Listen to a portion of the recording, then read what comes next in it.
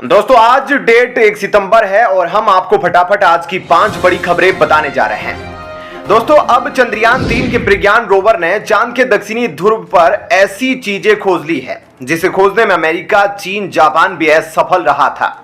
जी हां, मून पर ऑक्सीजन मिल गया है जिसका किसी को भी उम्मीद नहीं था और ऑक्सीजन का पता न चलने की वजह से ही वहां स्पेस वैज्ञानिक नहीं जा पाते थे एवं वहां बस चंद्रयान ही जा पाता था। लेकिन अब इसरो की तरफ से यह बयान जारी किया गया है जिसमें उन्होंने बताया है कि चंद्रयान के प्रज्ञान रोवर ने साउथ पोल पर सल्फर, एल्यूमिनियम, कैल्शियम, आयरन के साथ ऑक्सीजन का भी पता लगाया है और अब रोवर प्रज्ञान चांद पर हाइड्रोजन की तलाश कर रहा है और अगर हाइड्रोजन भी मिल जाता है तो फिर बल्ले बल्ले हैं, क्योंकि हाइड्रोजन ऑक्सीजन से ही पानी बनता है।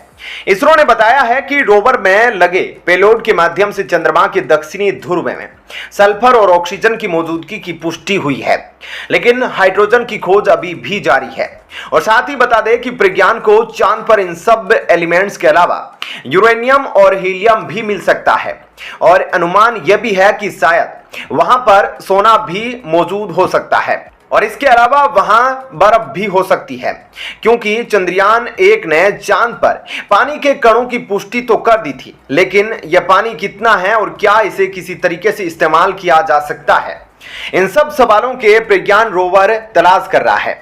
ऐसे में अगर वहां प्रज्ञान रोवर द्वारा कोई और सफल खोज कर ली जाती है तो इसरो अगली बार चांद पर इंसान को भेजने का प्लान भी बना सकता है, लेकिन इस तरह के प्लान को पूरा करने के लिए काफी ज्यादा तैयारियों की जरूरत पड़ती है और अब तक सिर्फ नासा ही ऐसे प्लान को अंजाम दे पाया है।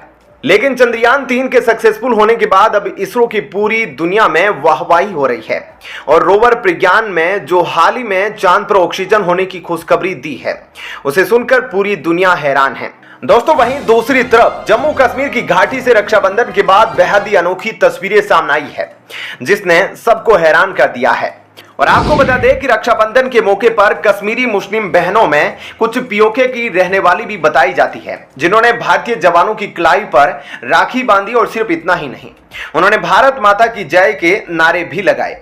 आपको यह तस्वीर जरूर देखनी चाहिए, जैसा कि आप इस तस्वीर में देख सकते हैं कि मुस्लिम बहनें किस तरह से अपने हाथों में राखी की थाली लिए हुए हैं और यह बहनें कश्मीर की रहने वाली है और जैसा कि आप देख सकते हैं कि कैसे यह जवानों की कलाइयों पर राखी बांधने आई है।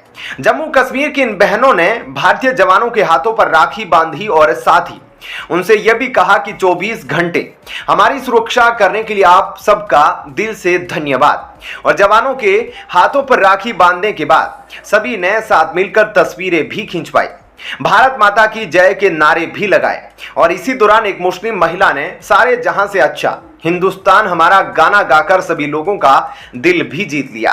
और सभी महिलाओं ने जवानों की कलाइयों पर राखी बांधते समय सभी जवानों का दिल से धन्यवाद भी किया और उनकी तारीफ भी की। ऐसे में यह नजारा सच में देखने लायक था। दोस्तों अगली खबर की तरफ चलते हैं। चीन ने हाल ही में फिर से चालाकी दिखाते हुए अक्साई चीन और अरुणाचल प्रदेश को चीन के नक्शे पर दिखाया है, लेकिन इस बार चीन को भी भारत सरकार की तरफ से करारा जवाब मिला है और भारत के विदेश मंत्रालय ने चीन के खिलाफ कड़ा विरोध दर्ज करवाया। साथ ही चीन को करारा जवाब देते हुए कहा कि हम इन दावों को खारिज करते हैं और चीन के ऐसे कदम सीमा विवाद को हल करने के मुद्दे को और मुश्किल बनाएंगे। और इस बारे में विदेश मंत्री एस जयशंकर ने भी कहा कि चीन के नक्शे में कोई फर्क नहीं पड़ता, जबकि हाल ही में ब्रिक्स मीटिंग के दौरान शी जिनपिंग ने प्रधानमंत्री मोदी से हाथ मिलाया था और सभी तरह के सीमा विवादों को हल करने के बारे में बातचीत की थी, लेकिन उसके कुछ ही समय बाद बातचीत ने अपना असली रंग दिखा दिया और यह बता दिया कि कोई भी देश उस पर भरोसा नहीं कर सकता। चीन के नेचुरल रिसोर्स मिनिस्ट्री की तरफ से एक नक्शा जारी किया गया और इस नक्शे में चीन ने भारत के हिस्से के अलावा ताइवान और दक्षिणी चीन सागर के हिस्सों को भी अपना हिस्सा बताया है।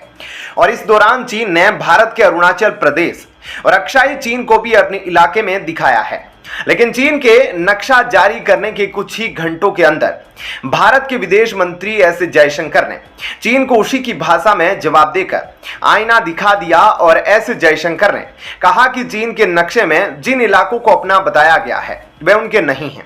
ऐसा करना चीन की पुरानी आदत है अक्साई चीन और लद्दाख भारत का अभिन्न हिस्सा है। पहले भी चीन भारत के हिस्सों को लेकर नक्शे निकालता रहा है। उनके दावों से कुछ नहीं होता। हमारी सरकार का रुख साफ है।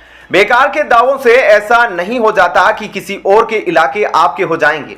ऐसे में इस बार भारत द्वारा चीन को उसकी इस हरकत का करारा जवाब दिया गया है। दोस्तों, अगली खबर की तरफ चलते हैं। जैसा कि आप जानते हैं कि G20 मीटिंग जल्द ही भारत में होने वाली है। उसके लिए फ्रांस भी भारत आने वाला है। लेकिन फ्रांस के भारत आने से पहले अब फ्रांस ने मुसलमानों के खिलाफ ऐसा बड़ा कदम उठाया है जिसके बारे में उन्होंने कभी सोचा भी नहीं होगा। जैसा कि आप सब जानते होंगे कि प्रवासी मुस्लिमों ने फ्रांस में किस तरह से आतंक मचा रखा है, और अब उसी के सिलसिले में फ्रांस ने मुसलमानों के खिलाफ इतना बड़ा कदम उठाया है। और अब फ्रांस में सरकारी स्कूलों में लड़कियों के अबाया पहनने पर बैन लगाने का फैसला किया है। जानकारी के लिए आपको बता दें कि अबाया एक तरह का फुल बुर्का होता है।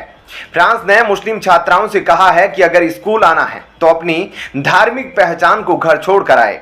इससे पहले फ्रांस ने मुस्लिम छात्राओं को स्कूल में बुर्का और हिजाब पहनने से भी रोक दिया था। बताया जा रहा है कि देश में मुस्लिम शरणार्थियों की बढ़ती हुई नफरत को देखते हुए सरकार ने यह फैसला किया है, क्योंकि अब फ्रांस के ज्यादातर लोग वहां की मुस्लिम आबादी से डरने लगे हैं।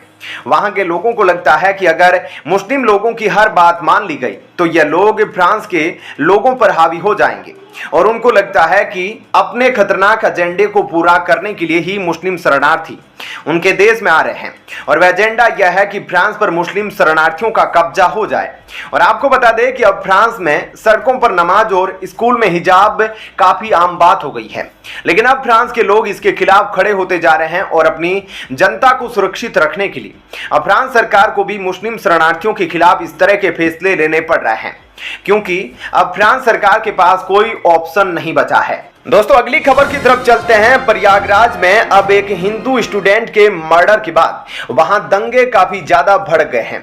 वहां के लोग काफी ज्यादा गुस्से में हैं, क्योंकि बहन के साथ छेड़छाड़ी का विरोध किए जाने की वजह से एक हिंदू छात्र की पीट कर हत्या कर दी गई। जानकारी के लिए आपको बता दें कि 10वीं क्लास में पढ़ने वाला लड़का सत्यम अपनी बहन के साथ स्कूल जा रहा था। उसी समय कुछ मुस्लिम लड़के उसकी बहन के साथ छेड़छाड़ करने लगे, और जब उसने अपनी बहन के खिलाफ छेड़खानी का विरोध किया तो मुस्लिम आरोपियों ने सत्यम के साथ मारपीट शुरू कर दी, जिसमें सत्यम की जान चली गई। जिसके बाद पुलिस ने आरोपियों को गिरफ्तार कर लिया है। अब इन आरोपियों के खिलाफ कड़े से कड़े एक्शन लिए जाएंगे। तो दोस्तों, इन तमाम खबरों के बारे में आपकी क्या राय है, हमें कमेंट करके जरूर बताइएगा। धन्यवाद। जय हिंद।